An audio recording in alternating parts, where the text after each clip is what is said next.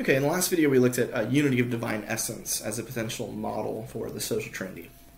And we noted that igneous rocks all have the same essence, igneousness, and yet different manifestations. Arrowhead, climbing wall, rock for your rock collection, and many more.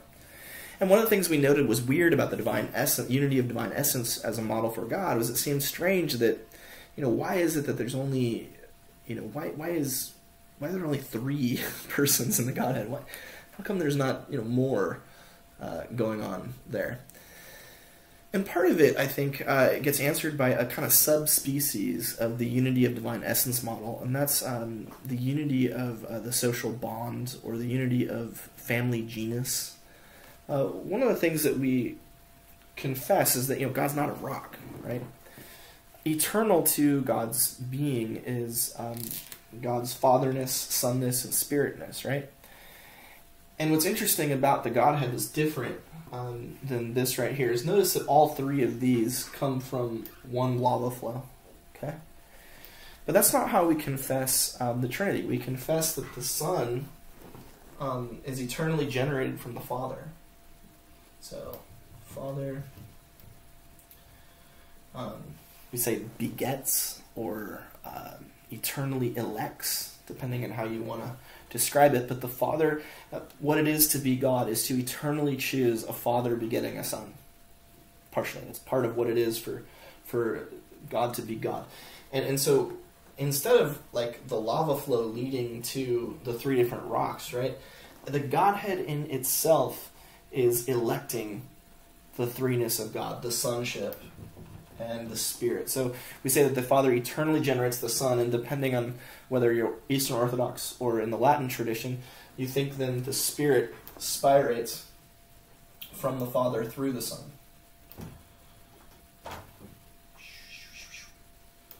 Spirit. So in the Latin tradition, we have the Filioque clause in the Creed saying that the Spirit proceeds from the Father and the Son. And then in the Eastern Orthodox tradition, the Spirit proceeds only from the Father. It's another. We'll talk about the Filioque at some other point. But for now, the important thing to notice is that instead of like there being this lava that leads to these rocks, right? It is the Godhead in itself, and it is God's self who elects Father, Son, and Spirit, who elects triadness, who elects the family bond, who elects the DNA, the divine essence. Okay, this is it's a slightly more nuanced view than this one right here, because it's explaining why it is that there's a Father, a Son, and a Spirit instead of something else, right? Why is there a first, second, third person of the Trinity? Why did they have the immanent and economic attributes, or functions that they do? Why is that? And it's because it's God in God's self who eternally chooses to be three, to be triune. Right? It is the being of God in action that says God for eternity is Father, Son, Spirit, rather than something else. So, what leads to the Trinity is the Trinity.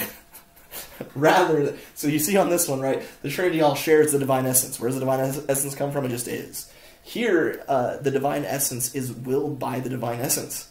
It is God's primitive being and act to elect fathership, sonship, and spiritship, and that being who God is.